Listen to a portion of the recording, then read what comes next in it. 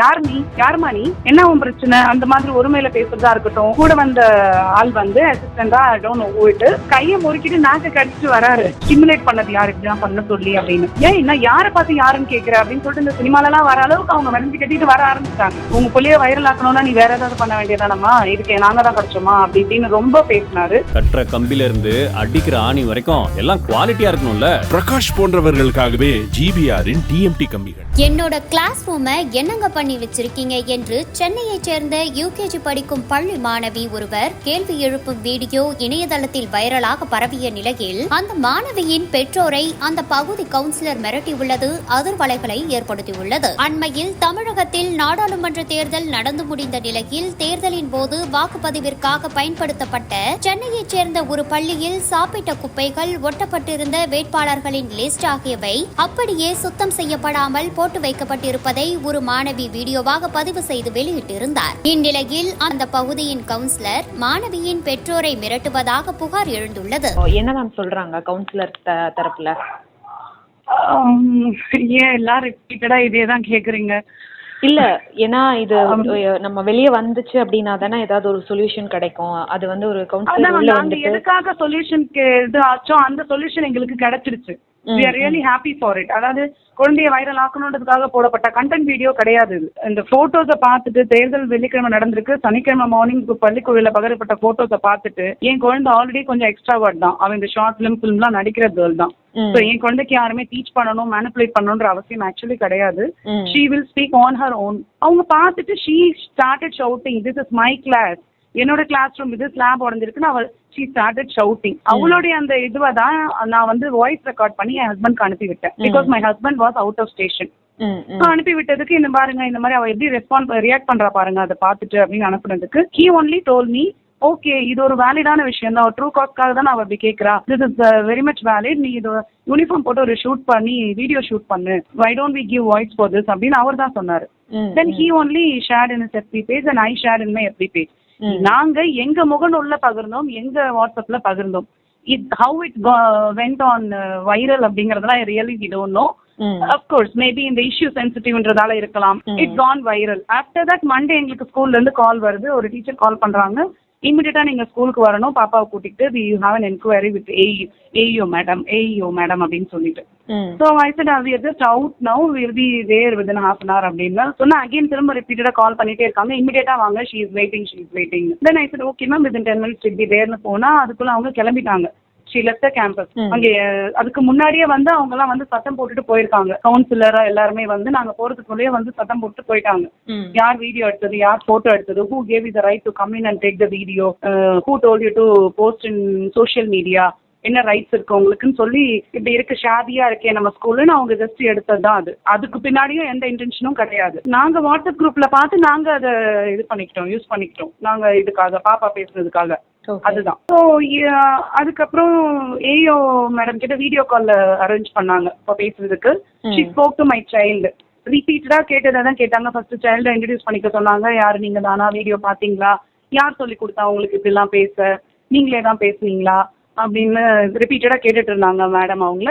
She told இல்ல நான் தான் பேசினேன் அப்படின்னு சொல்றா. அவங்க அதை இது பண்ணல. இல்ல இப்படி பேசிருக்கீங்களே, இது எப்படி நீங்களா பேசுவீங்க, அம்மா சொல்லி கொடுத்தாங்களா, அப்பா சொல்லி கொடுத்தாங்களா, வீடியோ எடுத்தது யாரு, ஸ்கூல்ல எடுத்தீங்களா இப்படிலாம் கேக்குறாங்க. இல்ல வீடியோ எடுத்தது எங்க அம்மா, எங்க வீட்டுல வச்சுதான் எடுத்தோம் அப்படின்னு அவர் ரிப்ளை பண்றா.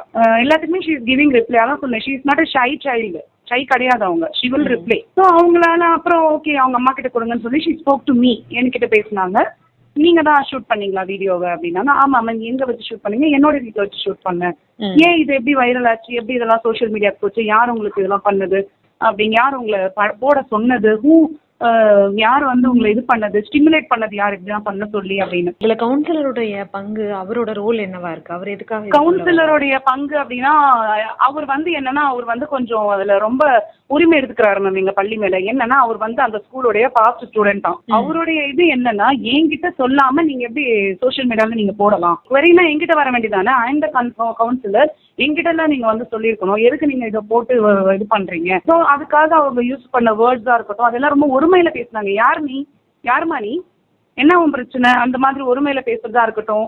நான் ஆக்சுவலி ஐம் லேடி, ஒரு உமன்ட்ட எப்படி பேசணுங்கிற அந்த கான்சென்ட்ரேஷன் கூட அடிக்க அவங்களுக்கு இல்ல. வந்ததா கூட கேள்விப்பட்டமே, அது உண்மை? அடிக்க வந்ததுன்னு எப்படி சொல்லணும்னா, கூட இருந்த அவர் யார், நீ என்ன உன் பிரச்சனைன்னு கேட்டப்போ எனக்கும் கோவம் வந்தது. நான் சொன்னேன் நீங்க யாரு சார் அப்படின்னு நான் திருப்பி ஒரு கேள்வி கேட்டேன். அதுக்கு வந்து பக்கத்துல அவங்க கூட வந்த ஆள் வந்து அசிஸ்டண்டா போயிட்டு கையை முறுக்கிட்டு நாக்க கடிச்சிட்டு வராரு. ஸோ லிட்ரலி அதுதான் இப்ப அடிக்க வந்தாங்க. நான் பண்ணி சொல்ல வேண்டாம், இது நடந்தது. ஆனா திஸ் இஸ் வாட் ஹேப்பன்ட். ஏன் நான் யாரை பார்த்து யாருன்னு கேட்கிறேன் அப்படின்னு சொல்லிட்டு இந்த சினிமால எல்லாம் வர அளவுக்கு அவங்க வரைஞ்சு கட்டிட்டு வர ஆரம்பிச்சிட்டாங்க. The only reason I was very much confident and I fought பேக்னு சொல்லலாம். அதனால மட்டும்தான். வேற எந்த லேடியா இருந்தாலும் மேபி அழுதுருக்கலாம், லிட்டரலி அழுதுருப்பாங்க. ஸ்கூல்ஸை வந்து கைப்பற்ற அதே எலெக்ஷன் கமிட்டி அதே மாதிரி திருப்பி கொடுக்கணும்ன்ற அந்த ஒரு ஆதங்கம் தான். பாஸ்ட் ஆல்ரெடி இந்த மாதிரி எங்களுக்கு நிறைய நடந்திருக்கு. 2021 நடந்த எலெக்ஷன்ல எல்லாம் கம்ப்யூட்டர்ஸ் பாழாயி சேதமடைஞ்சு மழையில நனைஞ்சு எல்லாம் உடஞ்சு இவ்வளவு விஷயம் நடந்திருக்கு. அப்பவும் நான் அங்க பேரண்ட் தான். இதுக்கு என்ன சொல்யூஷன் கிடைச்சிருச்சு அப்படின்னு நீங்க சொல்ல வரீங்க? இதுக்கு என்ன சொல்யூஷன் கிடைச்சிருச்சுன்னா, எதுக்காக அவ குரல் கொடுத்தாலோ இப்ப எல்லாமே ரிப்பேர் பண்ணப்பட்டது, எல்லாமே சரி பண்ணிட்டாங்க. எஸ் மேம் சாட்டர்டே மார்னிங்கே வந்து கால் பண்ணி சொன்னதால கார்பரேஷன் ஆளுங்க வந்து கிளீன் பண்ணாங்க. அது சாட்டர்டே மார்னிங்கே கிளீன் பண்ணாங்க. அதுக்கு முன்னாடி எடுக்கப்பட்ட போட்டோஸ் அது. அதுதான் இன்னும் பெரிய பிரச்சனையாச்சு. நாங்க தான் சாட்டர்டே மார்னிங் கிளீன் பண்ணிட்டோமே, திரும்ப எதுக்கு சாட்டர்டே ஈவினிங் நீங்க அதை போஸ்ட் பண்றீங்க அந்த வீடியோவை அப்படின்ட்டு. இந்த கிராம அலுவலர் வந்து ஒரு விஓ வந்து ரொம்ப தேவையில்லாத கொஸ்டின்ஸ் பண்ணாரு. எனக்கு அதுதான் ரொம்ப ஆக்சுவலி ஊண்டிங்கா இருந்தது. உங்க பிள்ளைய வைரல் ஆக்கணும்னா நீ வேற ஏதாவது பண்ண வேண்டியதானம்மா, இதுக்கு நாங்க தான் கிடைச்சோமா அப்படி இப்படின்னு ரொம்ப பேசினாரு. இட் வாஸ் நாட் ஃபேர் இல்லையா? நான் என் ஹஸ்பண்ட் மீடியால இருக்காங்க, என் ஹஸ்பண்ட் இஸ் ஃபில்ம் மேக்கர். என் குழந்தைய வைரல் ஆக்கணும்னா எனக்கு 1008 வழிகள் இருக்கு. என் பிள்ளைய வச்சு தனியா ஒரு ஷார்ட் ஃபிலிம் பண்ணிடுவேன் நான். So this is not the way, this is not the way to approach a person இல்லையா? அது பண்ண கவுன்சிலர் ஏதாவது பேசினாரா? இந்த மாதிரி கவுன்சிலரும் இதேதான்.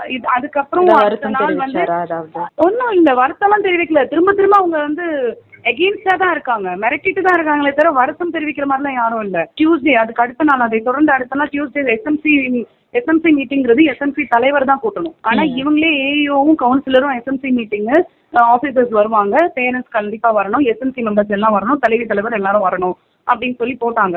தென் ஒரு 5-6 பேரண்ட்ஸ் தான் அதை அட்டென்ட் பண்ணாங்க. எஸ்எம்சி தலைவர் வந்திருக்காங்க, கல்வியாளரும் வந்திருக்காங்க. அவங்க 2 பேரை உட்கார வச்சு தனியா கார்னர் பண்ணி அவ்வளவு கேள்விகள் கேட்டிருக்காங்க. இவங்க என்ன சொல்றாங்கன்னா, நாங்க அரசுக்கு எதிராக செயல்படுறோம்ன்ற மாதிரி ஒரு பிம்பத்தை எங்க மேல கிரியேட் பண்றாங்க இந்த ஒரு வீடியோ வச்சு. அது இல்ல அப்படிங்கிற அந்த ஒரு விஷயம் நாங்க தெளிவுபடுத்தணும். இன்னொன்னு என்னன்னா, ஆசிரியர்களை தான் குறை சொல்லியிருக்கோம், ஆசிரியர்களை பார்த்து அறிவு சொல்லிக் கொடுக்கறது, ஆசிரியர்களை பார்த்து அறிவியலையான்னு கேட்டுட்டோம் அப்படின்னு ஒரு தப்பான ஒரு மிஸ் அண்டர்ஸ்டாண்டிங் இருக்கு. அது ஆக்சுவலி கிடையாது. தேர்தல் ஆணையத்தை அங்க இருந்த ஊழியர்களை தான் கேட்கிறோம். இதை கவனிக்க தவறிய அந்த அதிகாரிகளை தான் நாங்க கேள்வி கேட்கிறோமே தவிர ஆசிரியர்களை எந்த விதத்திலும் கேள்வி கேட்கல. சோ அந்த டீச்சர்ஸை கொஸ்டின் பண்ணல. இது ஒரு மிஸ் அண்டர்ஸ்டாண்டிங் ஆயிருக்கு. அதனால டீச்சர்ஸ் எல்லாரும் ரொம்ப கொந்தளிக்கிறாங்க. கட்டுற கம்பில இருந்து அடிக்கிற ஆணி வரைக்கும் எல்லாம் குவாலிட்டியா இருக்கணும்ல. பிரகாஷ் போன்றவர்களுக்காகவே ஜிபிஆரின் டிஎம்டி கம்பிகள்.